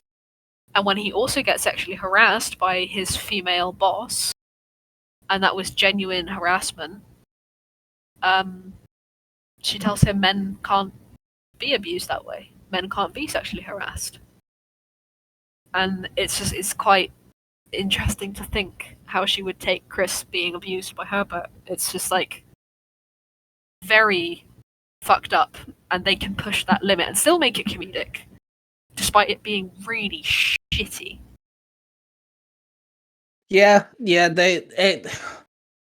like with Family Guy, I think they have, because it's so humorous and stuff, they have the ability to throw in serious things, which, you know, yeah, okay, if you're just watching it for no fucking reason, like, it's fine. But if you're a general fan of Family Guy, you're gonna pick up on these things, and they have the ability to throw in, like you said, you know, she just throws his thoughts and feelings to one side, and like there's other things like fucking Quagmire's like addiction to sex, and you got fucking Lois's dad being very like to this day, even though they've got 3 kids, you know, very over controlling over his own daughter and things like this. So, like, he's even a cunt to his own wife and things. You know, there's definitely things out there that they can slip in nicely. You know, it's not going to be too dark or traumatizing. It's a comedy after all, but it's there, sort of thing. And you mentioned cutaways. One of my favorite little gags that he did when it comes to cutaways is they did a joke on Superman where Clark walks up to 3 women and he's like, "Oh, hey, what's the matter with you 3?" Because they're all crying. They're like, "We've all gone to the doctors and we all have breast cancer. Apparently, they said that it's like our boobs have been x-rayed every day for 2 years straight." And Clark's are like, "Oh, fuck." I don't know why that's always made me laugh, but it has. I think I remember that one. Yeah, they do a very good job on making these cutaways like really creative, because obviously it's been how many years since Family Guy aired? Yonks, would like it. Fuck, hang on. 25 years. Hang on, I'm gonna Google Family Guy whilst we're talking and see when it first came out. Okay, so the first episode, according to this, one second. Let me actually type in first episode because that will give me a better understanding. So the first episode aired January 31st, 1999. 5 years ago. So, you know, if they're making new content for 25 years straight, they have to make new content all the time. Yeah. Every episode. They gotta get creative after, just 5 years. Add 20 on top of that. They're literally digging through their brain cells to try and find something unique. Something that's not too repetitive. Although the recurring gags are funny, they're still able to come up with very creative new cutaways, and I just think that's really... It shows that there's not really any limits to creativity, that it doesn't matter what you're doing, you can still come up with something absolutely golden, and it still works. Yeah, and like there's I'm up to date. I haven't watched every single episode from the beginning like you have, but I've watched I'm up to date on the newer stuff. There's one particular episode, I think it's the season that's just gone, which is all about Meg, and it is a very serious topic. I'm very looking forward to see when you get to the later season. Hence why I keep asking if you're up to date on Family Guy. Because it's played off as a Meg shut up sort of like episode, but it's a very serious topic, and I'm very curious to see what your thoughts are when you get to it. Noted. I'll keep that in mind. Which someone hasn't caught up with Rick and Morty yet, by the way. No, I haven't. Shush. Which, can I just say, Molly's the reason why I'm into Rick and Morty. Yeah, that's the joys of the different ways we manage our ADHD. Yes. Ty can watch fucking anything at any point, binge watch it, and be done in the day. Me, it takes me months just to want to watch one episode of a series. Whoa, okay, right, hang on, hang on. No. You're wrong there. I can't binge watch stuff. I find it so hard. I prefer it when a TV goes, right, we're uploading once a week, because that means I only got one episode to watch. Like, for example, I have still not watched a live-action adaptation of Avatar. because they dropped it all at once. And Now you can't be mad at me not watching Rick and Morty now, because I've been asking you to watch that since it came out. yes, but here's the difference. You got me into Rick and Morty, right? And it comes out one episode at a time, and you decided not to fucking watch it, right? Avatar came out all at once. You got me into Avatar. Yeah, the cartoon. Yeah. And? All I'm gonna say is this: the last episode of Rick and Morty, the newest season, not only is it mind fucking in a sense of what's going on, sort of thing, but it's mind fucking of holy shit, they've actually done this. Like, it's not any major big fight scenes or anything. I mean, there is. It's Rick and Morty, but it's not about that. It's very traumatizing, and I'm very looking forward to it. When you get to that last episode, you're going to message me like, "Holy fuck!" and I'll be like, "Yeah, huh?" Okay, noted. Yeah. It was like, oh yeah. Can I pop back to BoJack for a second? How dare you? Rude. Yeah, of course, Sharon, go. I've been watching these video essays on BoJack lately, because there's a couple of channels I follow that do these video essays about, why these two characters didn't work and why so and so didn't work, why BoJack is the way he is. And I watched one the other day, and I told you about the Ralph Stilton earlier, the mouse. Yep. Yeah. Him and Princess Carolyn dated for a bit, and the video explained why they didn't work out despite seeming perfect.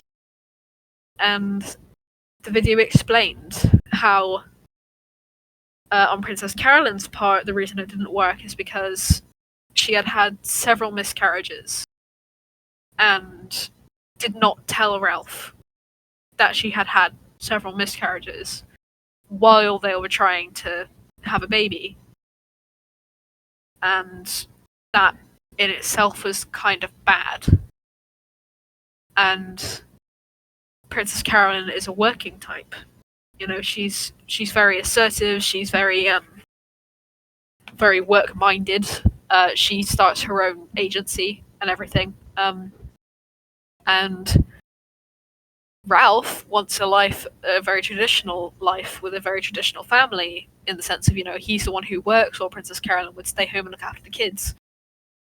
And their needs and wants kind of clashed, and in the moment, outside of future, they seem to work, but when you looked into their future and what they both wanted, it clashed, and it was really cleverly put together how they explained why Ralph and PC didn't work.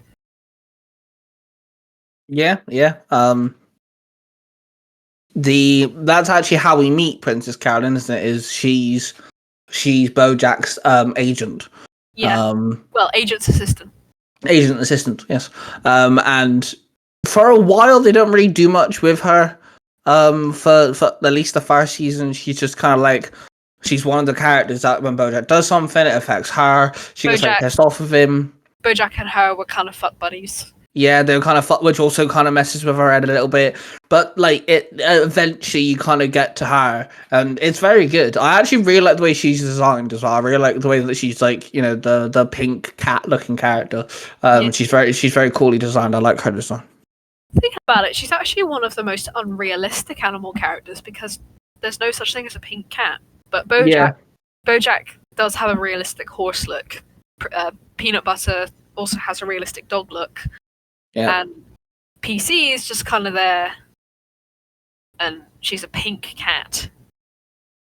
And it's just, I've never actually realised that till now. She's like the most unrealistic character of them all visually. Because all the other animal characters have natural colours, natural patterns, etc., etc. All we kind of can say is realistic about PC is that she's a Persian, flat-nosed cat. Yeah. I mean, that's kind of the only realistic thing, is that she's a Persian. She's just a pink cat. Why is she pink? Like, why can they dye their fur? I doubt she dyes her fur, right? Because her mother's pink too. Yeah, it might just be a color choice because Bojack's brown, Mr. Peanut Butter's obviously like represents Golden the golden retriever blondie colors. And like the human characters do wear very dark clothes. So maybe it's just to like make it so she stands out a little. Maybe, but yeah, it's there's also the reason why Bojack always fucked up in relationships, no matter what. I mean, specifically Wanda. Do you remember Wanda? Yeah. It explained how Bojack is really bad at self-sabotaging, and he is so mentally unwell, so traumatized. He enjoys wallowing and beating himself up and just kind of sitting in a pool of his own sorrow, that it would mess up his relationships every single time. And when it came to Wanda, she could kind of meet most of his needs. And, you know, let's all be honest here, Bojack is a shit person. Yeah. Like, he's the most flawed character of the show, and like, you know, all the characters are flawed, but in my opinion, he's like the most flawed, which is perfect for main character material. And when he's dating Wanda, the biggest thing is that because she was in a coma for like however long it was, 25, 30, I don't know how long it was. It was years though, it was like a decade or two. She had no idea who the fuck he was. Yeah. She had no clue who Bojack was, and he loved that. He fell in love with her because, oh my god, someone who doesn't know me, someone who doesn't know how shit I am. So he felt safe, and he felt he could be in a good relationship with someone who didn't know him. But it was inevitable that she'd figure out how shit of a person he really was. And he was sat living in a dream. But as he started going back into that self-destructive cycle of self-hatred, wallowing, pushing people away, there's this scene where Wanda asks him, "What happened, Bojack?" Bojack says, and I think this is verbatim, "You didn't know me, you fell in love with me, and now you know me." Yeah. And that realistically is him putting the blame on her for not knowing who he was. The truth is, he's a person. And even with someone who doesn't know his antics, what he's like, and how he behaves in relationships, like, you know, it's still fucked up, and he still blamed her. And it's just quite, you know, it really shows the character he is and why he can't really handle relationships with anyone, because it's always been meaningless sex, drinks, and drugs to fill the void. And as soon as someone can meet his needs, he'll go into the self-destructive cycle because he doesn't believe his needs deserve to be met. And it's just really interesting, the psychology that they delve into in the show. It's just, it's a work of art. It's seriously a work of art. Yeah, it's definitely one of those shows that if you like, if you can watch a TV show that it's like stomachs very serious topics, but also like humorous stuff, I definitely, because it is funny as well. There is funny gags, you know, there is funny moments, but it's one of the, you know, we mentioned Family Guy. There's the serious moments in Family Guy, but they're always just undermined. This isn't undermined in any way, shape, or form. When it's serious, it is deadlock serious. Oh, one of my favourite episodes of Bojack Horseman. Ty, I think you might know which one I'm going for here. Okay. Any idea? Not right this second. The underwater one. Oh my god, yeah, holy crap. That not only was like a good episode, but also answered a lot of questions when it comes to the world they built, because a lot of people were like, well, hang on a minute, what about like octopuses and sharks and fish? Like, they live in oceans, how does that work? And they actually give you an answer. Well, it's like, you know, the news presenter on the surface is a blue whale, but he's on the surface. And one of Todd's ex-partners was an axolotl. But, you know, I mean, they have flying characters, like birds that can fly. They have, like, you know, the paparazzi birds, they can fly. And then you have the ground animals, then you have the sea animals, and maybe some of them can live on the water, but what about the ones that can live under? We find that out because Bojack has to go to this sort of, I think it's like an opening event thing. And yeah, the whole episode is silent. There's no words, it's just music. And it goes through this whole thing where, like, Bojack tries to find one of his old co-workers to give her a note to apologize for something he did, because it's Bojack, he did something wrong. And, you know, he takes ages trying to find her, he doesn't find her. He needs to go to this place, I think he misses the bus. He gets on the next bus, and there's a male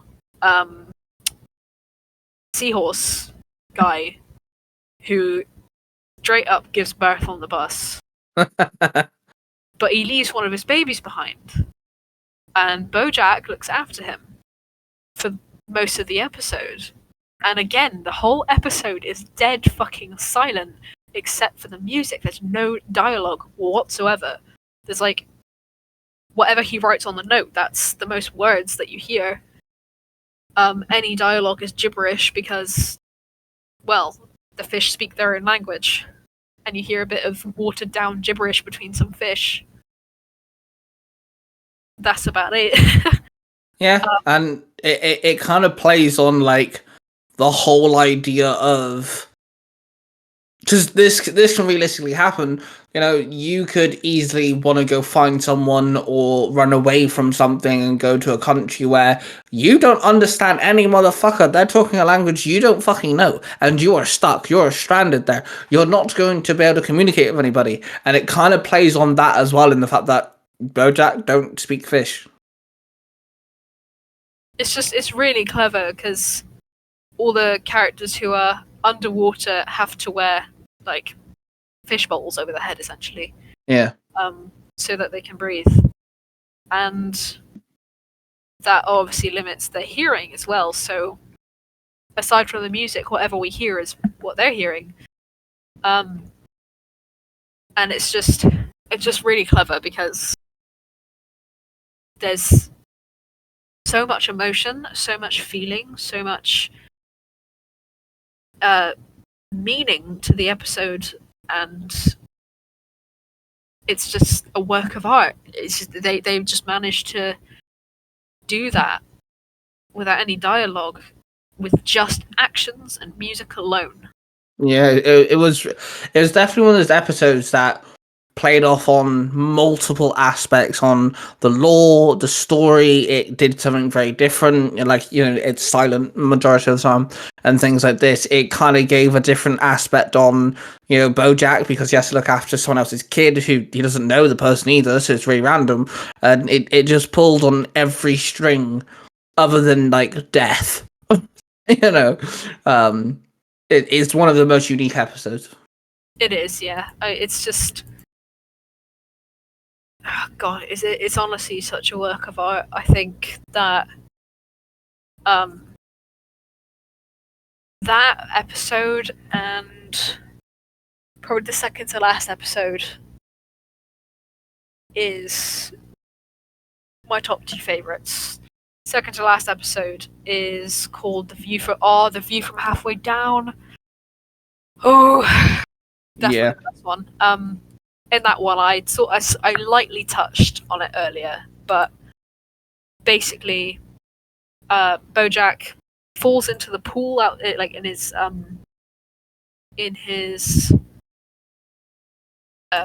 what would it be, balcony? Yeah, he falls. Yeah, he's got a big ass pool, doesn't he? And he falls into it. Yeah, and he's having this near-death experience where he goes into this dream sort of thing, and he's gonna be part of this dinner party with a bunch of people who passed away. And there was a horse, I believe, in real life called Secretariat, who was a racing horse. And they made that in the show, and they twisted it for Secretariat to be a humanoid horse, like Bojack is. But in the series, he killed himself. He jumped off a bridge. And Secretariat was one of Bojack's biggest inspirations when he was a kid. He actually sent a letter when he was a kid to Secretariat asking how to stop being sad all the time. And yeah, Secretariat was just his biggest inspiration. So Secretariat was in it. One of his old best friends and co-workers from the sitcom in the 90s, Herb, was in it because he died of cancer in the show. And Sarah Lynn, his mother, who else? This one character who died of something called autoerotic asphyxiation. There was a whole thing about it in the show. I'm not going to go into that very much. But yeah, during the whole episode, there's all these different sorts of musicals, and these characters are like, they're having conversation, and Bojack's just trying to figure out why he's there with all these people in his life who are dead, because he's nearly dead himself. And I guess in reality this is happening in a fraction of a second, but you know, it lasts like a 20-minute episode. And by the end of it, all these characters are playing their own little show as part of this party. They're doing a little show of their own. And they each have a turn. By the end of their act, they get sort of consumed by this black goop, which takes them away. And I think the symbolism is it takes them from the gateway into the afterlife, where Bojack is in the gateway. He's seeing everyone else be taken to the afterlife through this endless black goop. And it's kind of a popular TikTok audio. There's this one bit with Herb, and there's a door where the black goop is often coming from. And Bojack looks out into it, into this black void, and he asks Herb if it's terrifying, the prospect of death. And Herb's like, I don't think so, because life just is what it is, and when it ends, it ends. There's not really anything you can do about it. And Bojack tells him he'll see him on the other side. Herb says there isn't any other side, this is it. And Herb's consumed by that black goop, and it's just quite surreal and emotive. Sarah Lynn had a whole thing. She fell through the door. His mother got consumed by ribbon as part of her act, and then consumed by the black goop. And then Secretariat had a poem about the view from halfway down, and because he jumped off a bridge, it's about suicide and how he regretted it in his last moments. And it was very powerful. Very See, there's one last thing I want to bring up before we end it. So you mentioned the fact that, you know, in the episode he falls off his balcony and lands in the pool, and it reminds me of one of my favorite things about Bojack Horseman, and that's the introduction, the theme song. yeah. You know. So the intro changes for each season, but it's very symbolic in the way. So basically, it starts off with a quick view of his house, and you see Bojack in bed, and he wakes up, and then Bojack's majority of the time is always staring at the camera, but it's the backgrounds that change, and it kind of makes it look like he's walking through his house. Then it's side-scrolling behind him, and the first season's like him drinking coffee, he's in his dressing gown. The other three main characters, Diane, Todd, and Princess Carolyn, are in his apartment living, and Todd's on his couch because he's crashing there and stuff. We see him like in the store with everybody. it's very normal stuff. It gets to a party scene, he's drinking, and you kind of see his eyes get a bit like, he's a bit drunk now. But it ends with him falling off the balcony and falling in the pool. And he kind of puts his hand in the way, and you can see like Diane and Mr. Peanut Butter kind of like looking in the pool to see if he's okay. When he puts his hand in the way, then it changes point of view to through his eyes. But then it changes again to he's now relaxing in the pool. He's on this like inflatable thing. And then it comes up with like, Bojack Horseman, whatever. In season 2, it's majority the same, except instead of going from a party to instead of going from his house to a store, it goes to a set, because that's where he's playing the Secretariat. Is it a sitcom or a TV show or documentary of some kind? He's acting as, he's playing the character that of the Secretariat's life. And it goes to the party again, and he falls in again. It's always the beginning and the end are always the same. He wakes up in his apartment, he walks through it, he's going through his apartment, and then it changes. But season 3 is where it changes slightly more, because in the background you've got one of Todd's businesses in the background. Todd's now more energetic and diving around and everything. Diane and Princess Carolyn ain't there. We actually see one of the scenes is him in a nice tux and everything, and in the background is the opening night for Secretariat, so that changes as well. And then again, party scene, he falls. That's always the same. But it does change throughout, and I think season 4 is when the apartment's completely empty, because by season 4, this is where like he starts like ruining his relationships and friendships and stuff. So the apartment's all empty. It is very psychedelic. Like Todd turns up like 6 times, and they all merge together, and you see Princess Carolyn like pop up in different directions, and like it's very, very trippy, very weird. Like it's very like it's kind of if you were stoned, you would like completely trip over it. Season 5, I want to say it's the same empty apartment, but in season 5 is when the documentary of Bojack is being recorded. So in the background of his apartment, it's raining, it's dark, it's gloomy. Oh no, it's not an apartment. He's acting again or something. Princess Carolyn's in the background in his kitchen, but she's arguing on the phone. She's angry and everything, and it changes. And I believe the party section, the TV's always displaying something different depending on what it is. Then we get to season 6, which is obviously the big, like, holy crap, like, traumatizing thing. And it does actually change the beginning view of his building. Usually it's sunny and it's from a top point of view. This time round, it's aiming down. It's down below, and you're looking up at his building, and it's completely nighttime, and it goes into the sky. And because this is the season where it delves more into his history and stuff, we actually see a young Bojack looking in the mirror when he's acting. Then it's the set of horsing around with a young Sarah Lynn sat at the table. You see, like, there's the guy who has what was his name again? The guy who has cancer. Herb. Yeah, that's it. Herb's in the background. He looks actually really sad. And then he's wearing like a suit. He's in a really random. There's a scene of like him in a desert of some kind. Then there's a quick scene of him in an alleyway. And it says in writing, "Bojack kills." And then that disappears to what you mentioned, him underwater with the dome on his head.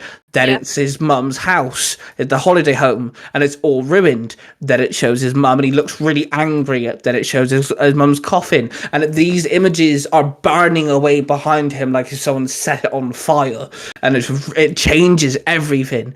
We also see the Hollywood sign, the planetarium, and it changes him falling off the balcony just to falling in pure darkness, but he still lands in the pool. And then it kind of like betrays not exactly what's going on, but basically what's going on. But it always ends with him landing in the pool. So the reason why I brought that up is because it kind of almost paints itself as in, like, I saw a lot of people on Reddit and stuff mention, oh, how come he's always falling in the pool? That never happens in the show. But it does. It's a really big thing at the very end of the series. And I think it's really cool how they did that. Happens twice as well, actually, because there was the whole abracadabra thing that Todd was planning. Yeah.